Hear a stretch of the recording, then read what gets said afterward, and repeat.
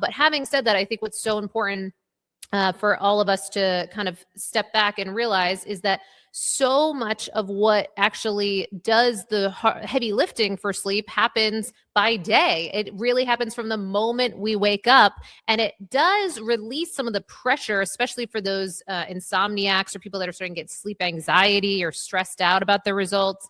And versus so much of the focus on the nights. Because I see that a lot too when people come my way and they'll be like, oh, like let's do all kinds of content around, the mattress, the sheets, the whatever. And those are fine. And it's not to take away from the fact that, yes, invest in some of those things and be thoughtful. Yes. But one of the things that I think is a very exciting time in the world of sleep is just how much education and information is coming out around circadian biology, quantum biology, chronobiology, the science of time and how time affects our biology, and really realizing how much of this is kind of rhythmic, how much of this is about shifting the focus just from the nights to how are we living those days, that wake time, kind of like with the story with your son, the power of really, taking the bull by the horns by day and having that day mode and being active and being maybe outside and sunlight and all those things and dealing powerfully with, stressors or things that might be at play,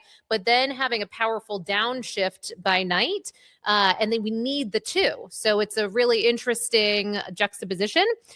So I share all that because I think people might not, and I certainly didn't know when I was dealing with my period of insomnia, I had no clue that how I was living my days was going to show up and impact the ease by which I was able to fall asleep at night.